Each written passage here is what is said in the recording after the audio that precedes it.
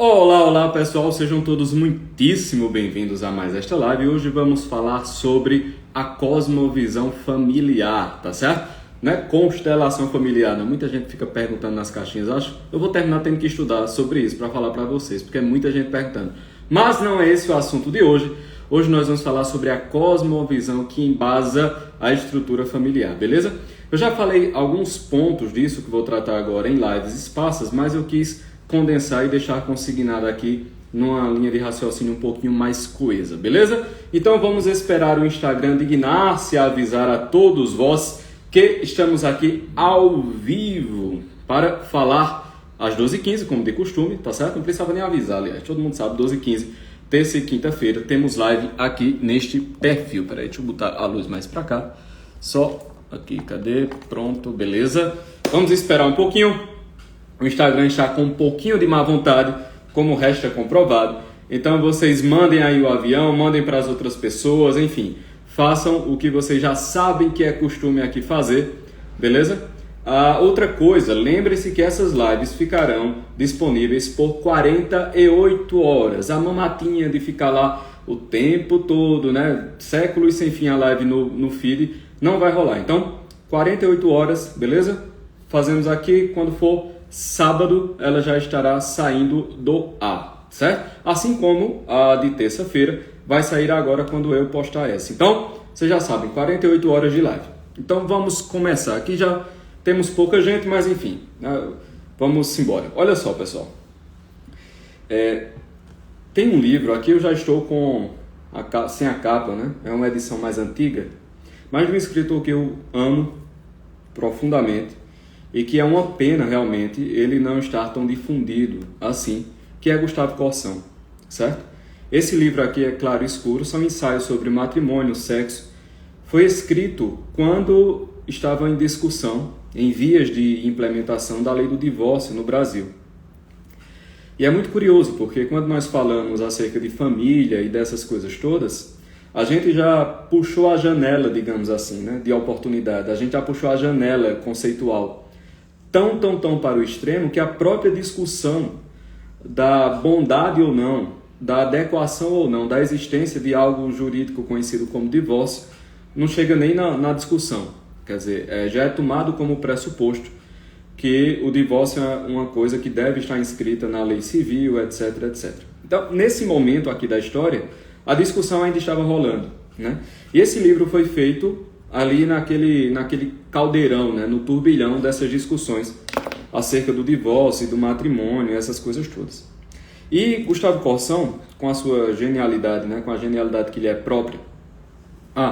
Perdão, pessoal, eu vou colocar aqui o tema, certo?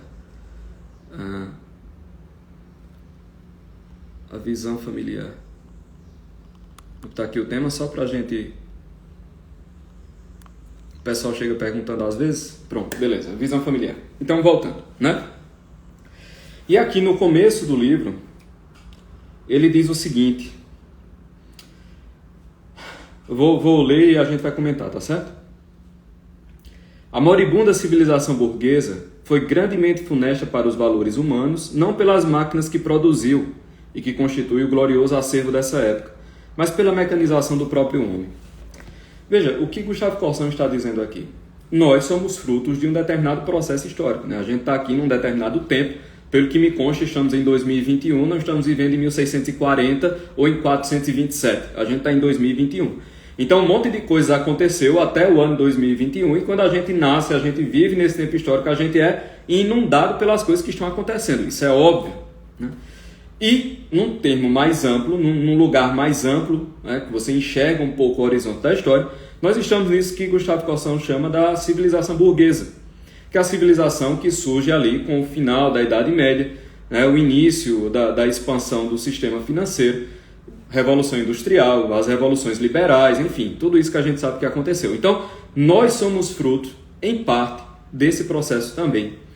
E aí, Gustavo Corsão dá só um alerta para a gente. Diz assim, que a civilização burguesa está moribunda, ela está morrendo. Isso nós vemos claramente. Mas ela foi muito funesta, foi muito má para os valores humanos. Não pelas máquinas que produziu, porque quando a gente pensa assim, não, a civilização moderna, o que nós pensamos? Nisso aqui mesmo, eu estou aqui com um iPhone, a gente está aqui com internet de alta velocidade, eu estou aqui com um fone com uma captação muito boa, isolamento acústico e tal. Quando a gente pensa em vida moderna, em modernidade, nós geralmente remetemos às glórias técnicas da modernidade. Geralmente a gente remete ao avanço tecnológico da modernidade. Só que assim, isso não é de se espantar porque é da natureza do avanço tecnológico ser cumulativo. A não ser que você viva um grande cataclisma, sei lá, teve uma guerra gigantesca e só sobrou 10% da raça humana e os conhecimentos se perderam. Pronto. A não ser que isso aconteça, é natural que a técnica seja cumulativa. Por quê? Eu descubro uma determinada maneira, por exemplo, de imprimir papel, vem alguém, pega isso, pega a máquina que eu usei, incrementa um pouco, tem uma outra descoberta química que ele adiciona naquele produto. Então, assim, há uma tendência na técnica, há uma tendência no uso da ciência para coisas mais palpáveis, digamos assim, né? Na aplicação prática da ciência, que ela é cumulativa. Então, não é nada de se espantar que, com o passar do tempo, você tem um aumento de tecnologia. A questão é que nós não podemos confundir esse aumento natural da capacidade técnica com benefícios reais para o homem. Veja, preste atenção no que eu estou dizendo. A gente não pode confundir o aumento da capacidade técnica com benefícios reais ao homem. Por quê? Porque se a gente colocar a balança desse jeito, se a gente colocar essa linha direta entre aumento da tecnologia e benefício ao homem, isso significa dizer que nós muito provavelmente estaremos enxergando o homem de uma maneira amputada. Nós não estaremos enxergando o homem em sua totalidade. Eu coloquei naquela sequência de stories falando sobre os Vingadores e Thanos, né? Eu coloquei ali um trecho de uma carta de Paulo VI, de uma carta encíclica de Paulo VI. E Paulo VI disse que o problema da natalidade, assim como todos os problemas humanos, devem ser observados considerando a completude do que o homem é. Então, o homem não é apenas um composto físico, o homem não é apenas o homem econômico, né? Alguém que gera uma determinada quantidade de riquezas e trabalha para isso, para pagar boletos e suas contas. O homem não é somente um indivíduo com sensações e afetos. O homem não é um anjo que só tem intelecto e vontade. Não, o homem não é isso. O homem é um conjunto disso tudo. Então, qualquer ação, qualquer pensamento, qualquer coisa que seja direcionada à vida humana deve compreender o homem na sua totalidade.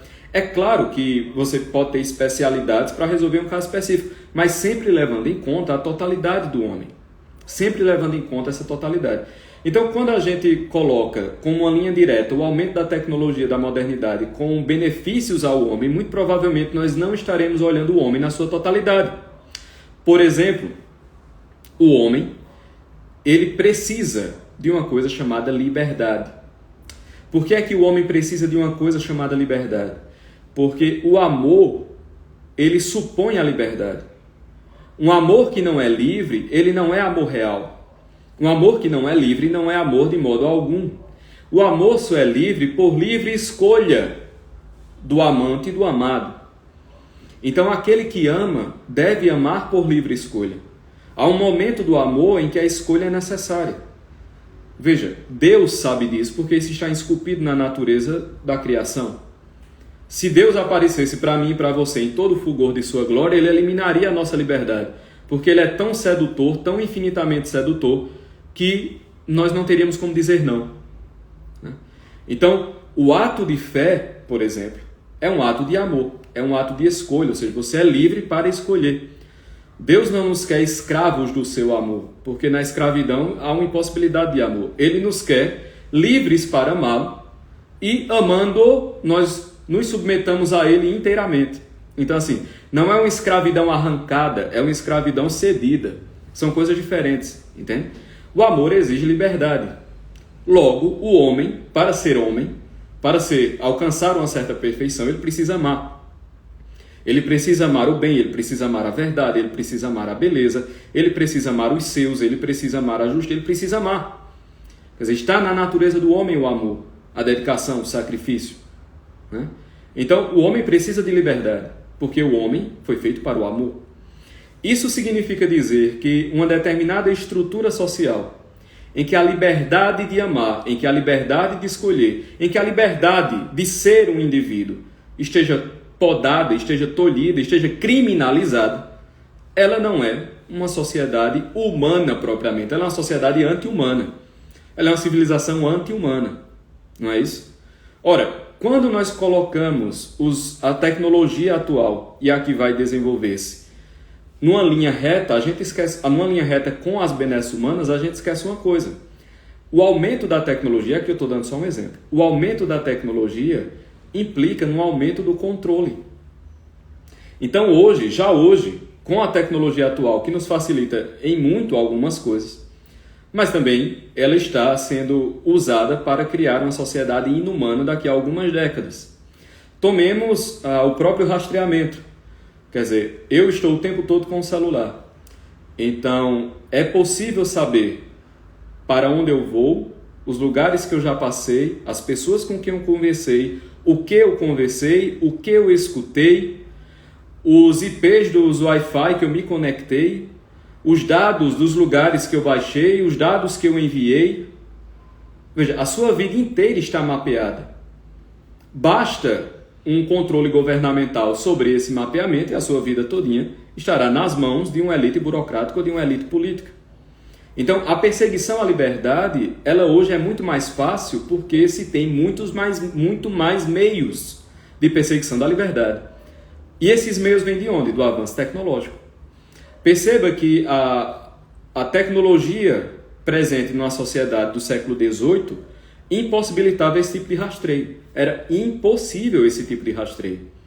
Hoje não, hoje esse rastreio é a coisa mais fácil do mundo. Se você unir isso ao sistema financeiro, ao Pix, você tem as pessoas com quem você negociou, você tem o dinheiro que foi, o dinheiro que entrou, para que foi, o que foi comprado, em que estado estava, para onde foi levado. Então você tem um rastreio inteiro da vida econômica também da pessoa. Isso é permitido pelo avanço tecnológico. Então, nós temos uma série de tecnologias que estão, na verdade, tornando a sociedade inumana, né? Por quê? Porque um dos pilares de uma sociedade saudável é a liberdade dos indivíduos. Então, vamos lá, minha gente. Nessa observação do homem como um todo, cabe também observar o conceito de família dentro dessa visão mais global. E aqui eu quero levantar isso aqui seria a segunda parte, né? A primeira parte para explicar o que Gustavo Cossão está dizendo, né? Então eu vou repetir o que eu li no começo, para que vocês escutem agora com o contexto que eu dei dos últimos minutos, a frase que ele colocou, tá certo? E vejam a grandeza dessa frase. Ele diz assim: a moribunda civilização burguesa foi grandemente funesta para os valores humanos, não pelas máquinas que produziu e que constitui o glorioso acervo dessa época, mas pela mecanização do próprio homem. Ou seja, houve uma confusão entre a técnica desenvolvida e a vida do homem dentro dessa técnica que foi desenvolvida. E terminou-se não pelo auxílio da máquina ao homem, mas pela transformação do homem numa máquina, pela mecanização do homem, pela mecanização da forma de vida, pela mecanização do estilo de vida, pela mecanização dos sentimentos, pela própria mecanização da estrutura familiar. Quer dizer, a natureza da sociedade burguesa é completamente materialista, né? Então, nós vivemos num mundo materialista. Isso significa dizer que, via de regra, percebemos a felicidade e percebemos as conquistas como conjunto de gozos e o conjunto de glórias aqui neste mundo. Aquilo que pode ser dado debaixo do sol, aquilo que pode ser fruído pelo corpo, aquilo que pode ser percebido pelos sentidos. Isso constitui para nós todo o coeficiente de felicidade. A própria ideia da destruição da vida nesse mundo para a felicidade no outro já soa um pouquinho estranha, né? A ideia do sacrifício da sua vida nesse mundo para a felicidade eterna já soa um pouquinho estranha. E o conceito de vida eterna, que mesmo os cristãos têm, já beira a superstição. É um conceito que a gente tem meio supersticioso, né, da vida eterna. Uma coisa meio assim, não, vou ficar lá tocando harpinha com os anjos, aquele negócio todo, é uma coisa meio esquisita. Mas essa é a nossa cosmovisão. Então, o que aconteceu na nossa civilização foi essa mecanização do homem. Ou seja, você não perceber o homem na sua completude. Você não perceber o homem em todas as suas esferas, espiritual, psíquica, biológica, familiar. Então você não percebe mais o homem como um conjunto, você percebe o homem como uma parte de uma máquina, como uma parte de uma engrenagem. Isso é o que se chama secundarização da sociedade, né?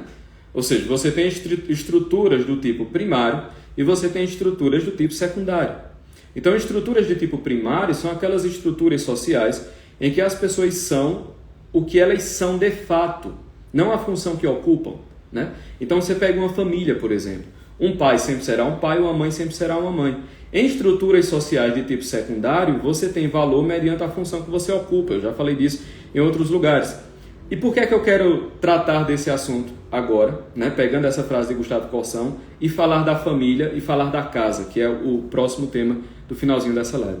Porque é o seguinte, há um ponto aqui no livro de Gustavo Corsão, eu vou terminar, tem que continuar isso depois, quando ele fala da casa e da rua, né? E eu fiquei motivado também a tratar desse assunto, porque hoje eu estava treinando, né, com César e tal. E aí ele disse que conversou com um corretor amigo e o corretor estava explicando a ele porque os apartamentos não são mais grandes como eram antigamente. E ele disse que a ideia do apartamento hoje é ser um apartamento funcional. Veja, o que ele quer dizer com um apartamento funcional? Ele quer dizer com um apartamento que tenha uma funcionalidade, que sirva para algo, que torne a vida mais fácil. Problema. A vida da família moderna não gira mais em torno da vida doméstica, gira em torno da vida da rua. Aí o que acontece? Para o apartamento ser funcional, ele não pode ser grande, porque se ele for grande, ele perde a sua funcionalidade na medida em que a vida da família não orbita mais o ambiente doméstico, orbita o ambiente da rua. Come-se na rua, vive-se na rua, bebe-se na rua, encontra-se pessoas na rua, fala-se na rua, tudo é na rua, e o apartamento vira uma espécie de dormitório. É um lugar onde as pessoas fazem refeições quando não estão na rua e que ficam quando não estão à noite em outro lugar, em outra atividade. Então as pessoas dormem na casa e vivem na rua. Perceba que quando você tira a casa do centro gravitacional da família, você tira o ambiente doméstico do lugar de proteção e de construção das personalidades. Porque as personalidades e a educação não se dará primordialmente dentro do ambiente doméstico, se dará no ambiente externo. Então, a própria mudança arquitetônica ocorrida na sociedade moderna, ela testemunha essa degradação na percepção do homem. Entende? Ele testemunha essa degradação na percepção do homem. Eu tenho aqui... uma pessoa disse assim, visitei um apartamento antigo, só de sala tinha mais de 40 metros quadrados. Eu moro num prédio antigo, né, um prédio construído na década de 70 e 80. Né? O meu apartamento são 110 metros quadrados. São 3 quartos, 3 banheiros.